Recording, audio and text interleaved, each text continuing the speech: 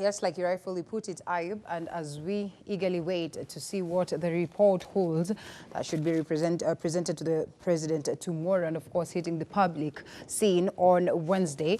In what many people have disputed, of course, a report, there's been that argument on ground. Why is it that you dispute what you've not seen? So finally we get to see this. If it had delayed any longer, then it would mean constitutionally it would have not met the requirement of course, proceeding. So that probably they had to put that into consideration so that they're not late, and we eagerly wait to see what it holds. But then again, we also have, of course, recommendations that are going around in regards to what we would expect within the BBI. But the biggest question then, will it address the issues of common Mwananchi? And that's what we'll be discussing this morning, even as we get to hear what my panel has to say on what they expect of the report. And I'm sure that's the first thing that we'll start with, in what would be their very own respective expectation to be addressed for that matter. I know there are a couple of things that we'd want as a country addressed, but of course they are key that you'd not wish as a person that of course they are left out. So that's what we're going to hear, even as we wait to see what will play out tomorrow upon that presentation of the report. And most importantly, we're having discussion as to the fact that this is a report opposed to it being a bill. So how quick can it get to the level of the parliament? How quick can it get out? And whether indeed it's going to propose a referendum. So joining me this morning, senior political analyst Benji Ndolo, thank you so much for your time. Good morning, Linda. Thanks for having me. Yes, and you came with your own... a name. Yes, well, interesting. Yeah, it's only fair and that we all get to enjoy this. It's a morning. I mean, we need to keep warm. And in a name that I always consider a tongue twister, Kabiria Bariu. I don't know, you really need to wing a bit so that you're able to say this. So at least you don't go wrong. Yeah. Political analyst, thank you so much for your time this morning. So and of course, with me, Ayub here, we're also expecting Kenneth Chesa, lecturer of law, University of Nairobi. Sorry, I don't know why I had to say United Nations and all that. More interested maybe on the developments in New York. In New York, yes, exactly. So welcome on board once again. And my first question then would be, what are you anticipating or what are you expecting that the BBI would address that are key in the country so that we're able to get this, of course, change that we all are eagerly waiting for or looking forward to as a people of Kenya? What I expect the BBI to address? Okay, well, the key one that you'd not expect to miss out on this. We say Tanga has its irreducible minimums. There are some people who argue that maybe we do not even need it because we already have the constitution. What is Tanga in the first place? Yeah. I mean, the functions, the opposition in government, like I would rightfully put it. I just think that we have oversimplification of very serious issues as a country. I think you saw the illustration there by Ayub, the cartoon that shows the tree of the constitution drying up already. That's unfortunate to think that such a progressive, wholesome constitution 9 years later after being butchered and not adhered to is already being discarded for something else. And so for me, what does the BBI offer? Nothing much at all. I'm yet to read it, but what can the BBI offer on the backdrop of Constitution of Kenya 2010, Ndungu Land Report, and the TGRC report, which took a lot of time, which was very controversial. At some point, the chairman had to resign, the late Bethwell Kiplagat, which went round the country, whose contents have not been disclosed openly because obviously it's got very potent stuff.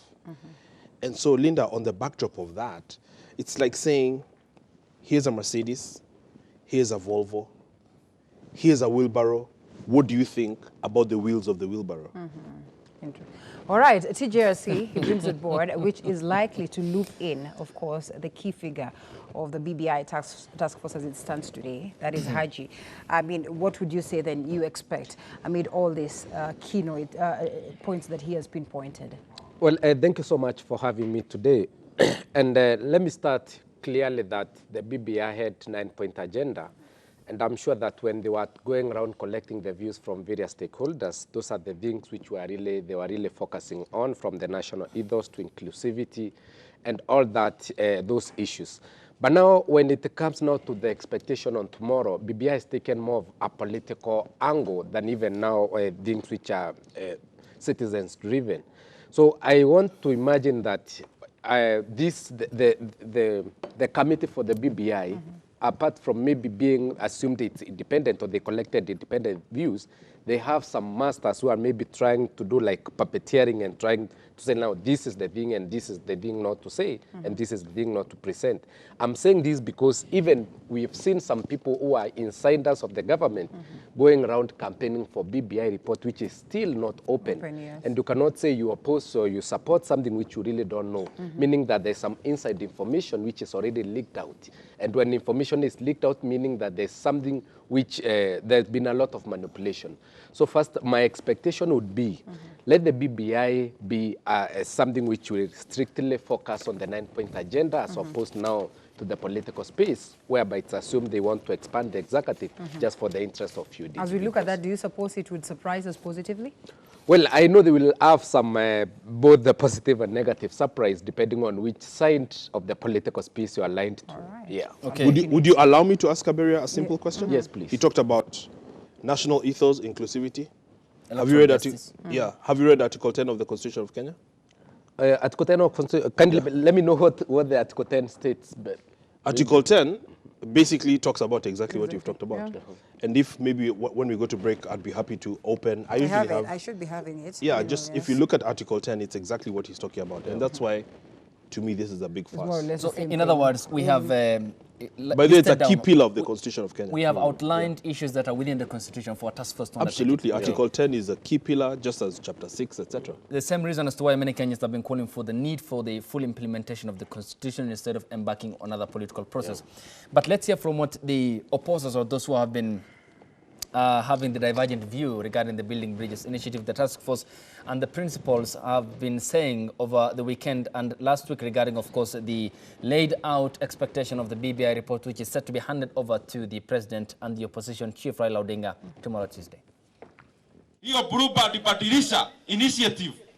Hiyo hatutakubali. Kwa hivyo hiyo story ya beba baba Ikulu nafikiri tutaiachia mahali huko. Kama BBI haina kitu cha kusaidia Waturkana, Wapokot na other pastoralists, hatuoni, it is dead on arrival. Wanataka Kenya mzima ifanye jukumu ya kubadilisha katiba ati ndio Raila Odinga afanywe prime minister wa Kenya. Alafu watuambie hiyo ni watu wa Ndoma wameongea. Nyinyi mmeongea?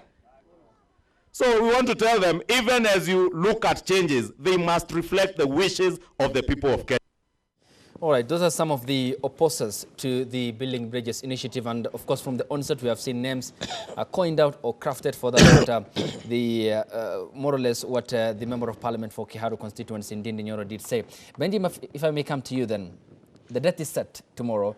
And then we have all these political developments that regard, of course, people being invited, especially the county commissioners and the chiefs, sending text messages to those who are supposed to be attending the Bomas. That is summit where the report will be made public. Is it a case of predictable solutions for unpredictable problems? It's a case of governance the wrong way. It's a case of over-politicization of life in this country. We just came from a by-election in Kibra, which we discussed here last week and the week before, that seemed like a general election. If you look at the mobilization, if you look at the expenditure, some of it of public money and what have you. Now we want to go into something called BBI, leading into a referendum.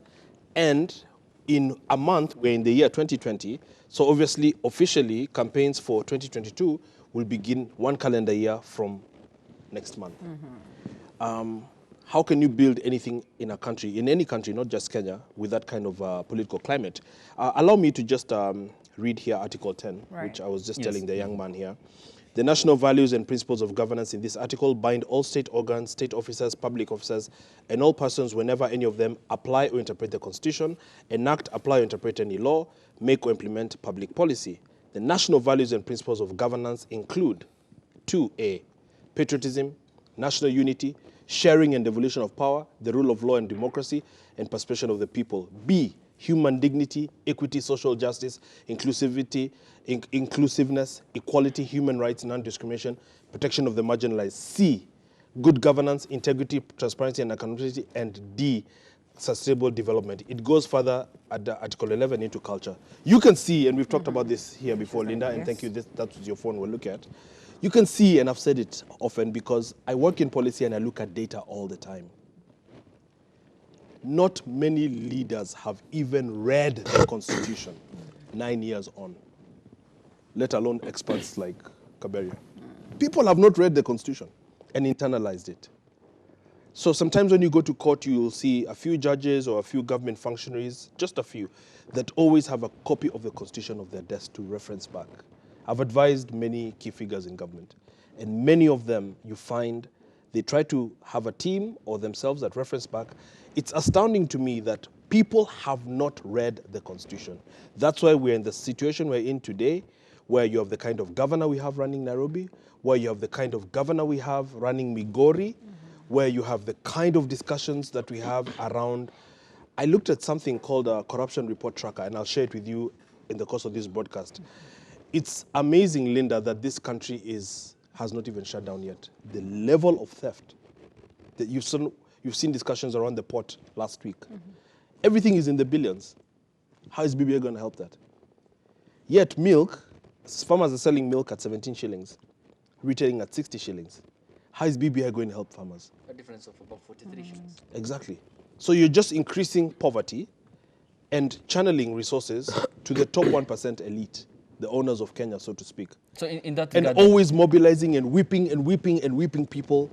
And you know the funny thing, it's not that I mean to be too antagonistic or against this BBI, but you know the funny thing about the BBI concept, because I know it came from the Americans. A bridge is usually meant to connect, to bridge. Yes. So building bridges initiative is actually causing division. And in the broadcast, we'll go further into how this happened. But how the concept came about was, here are two protagonists, sons of the initial leaders of this country, Jaramogi's son and Jomo's son. Let's build a bridge. But where the miscalculation came is William Ruto, the deputy president, has also emerged now as a political force in Kenya.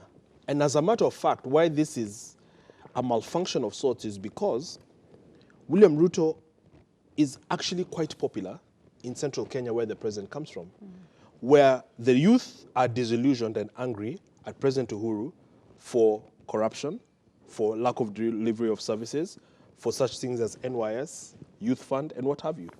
So in trying to create a bridge, Linda, we then went back into the same problem of now division, because you see, BBI is supposed to have everybody on board.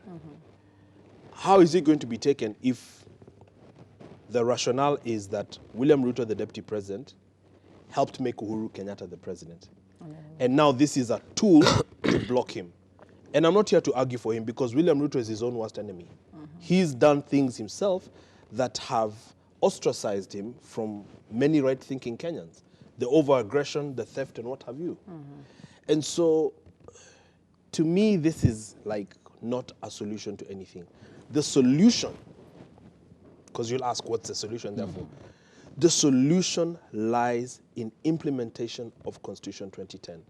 And because President Uhuru was lucky enough to get to power without even strict adherence to such things as Chapter 6, he should have then gotten saved. Yeah, absolutely. Fixed himself, all right. And led the fight to implement the Constitution to the letter. Whether you're my brother, my friend, my mother, my anything. that was from the onset in 2013. From the onset in 2013, Uhuru would have been the best country, the best president this country ever had. Okay, Kaberia, of course, Bariu. Yes. All right. Just call him Coming Kabesh. to you. Kaberia is much easier. Bariu is pretty much hard.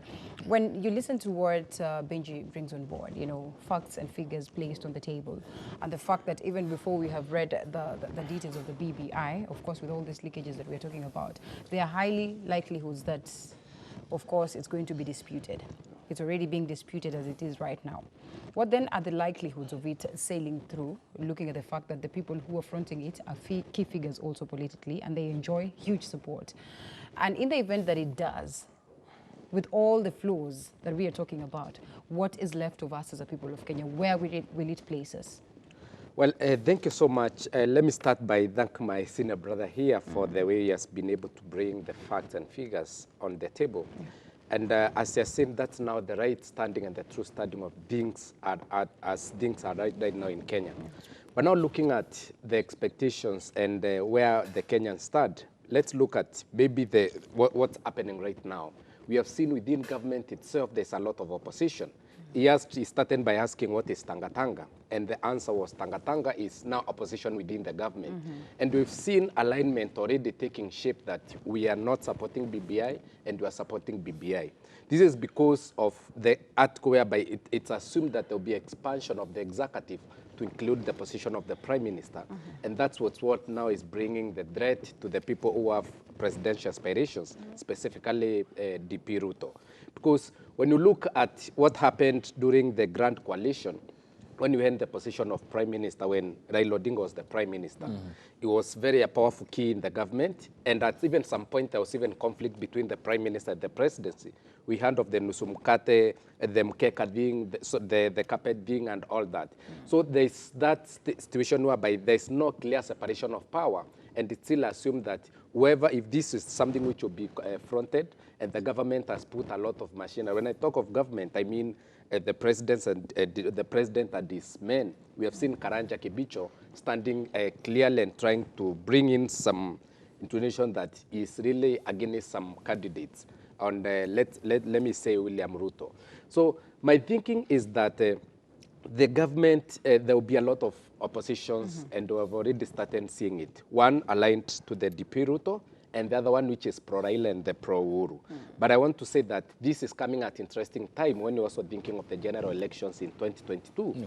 And we have heard that there will be probably so many alliances to include even the people like Musalia Mudavadi and Wetangula who are not really featured in this. So I think it's the high time that when the government, because as Ayub said, they have called the chiefs, the county commissioners, and all that, meaning that the government has put its ready machinery and all its armory to make sure that this is something which is going to be pushed to the throat of Kenyans, and it should even go as deep as all levels of grassroots. Okay, having mentioned that, Benji, if I may come to you then, because there appears to be the need for, reconciling the country politically because of the 2017 elections. But what do you think informs the rationale that the two gentlemen, the principals here, are building a bridge where there seems to be no political river at all? And even from the onset, there were opposition. The idea was initially to bring the country, to galvanize the country, to bring some sense of cohesion. But we still are witnessing the divisions, but from the government's end. What are the assurances and the guarantees here that beyond 2022 and in 2022, that the BBI's recommendation for the political future of this country will be one that will end the uncertain times after every electoral cycle? You see, when you talk about ethos, and when you talk about lack of adherence to the Constitution, when you talk about mobilization of county commissioners, etc., for me, the picture is so clear that we live in a country where people just don't understand democracy. People just don't understand progressive politics. Look at how the police force in this country operates. Look at the challenges that have been there against the position of county commissioners and even chiefs within the Constitution. So that when you talk about mobilizing government machinery to stuff things down the throat of Kenyans, that says a lot. And the fact that someone like Raila is somewhere in the matrix of that tells you that our entire top political class are really just cut from the same cloth. It's just a question of who is where when. It's the same people. There's really no difference between the ruling class or the government and those that aspire to be in the government. It's the exact same thing. And so you look at some of these machinations and you can see, first of all, the contempt for Kenyans, okay? Kenyans themselves have also not done themselves any favor because many are illiterate, many are gullible, ignorant, they haven't read the Constitution. And so it brings me to one of the questions that Ayub has asked is about cohesion.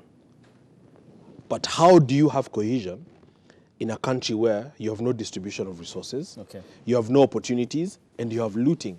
How then can you have cohesion in a country where you're stealing and the national debt is growing because that is what you are stealing? It's a fallacy. Okay. Well, on that note then, we hit the break. When we come back, We'll also hear from those MPs or members of parliament or lawmakers who are in support of the BBI, and equally continue with the discussion here on the roundtable before we also take a look at the developments and the crisis that continue to deepen in City Hall. That is Governor Mike Sonko's County 047, following the pressure issued on Thursday by leaders, members of parliament who are elected from across the 17 constituencies that make up the larger Nairobi County. The number is 0791478990. The hashtag on Twitter is NewDayKE. The short SMS code is 40920. We are coming back after the short break. Stay tuned.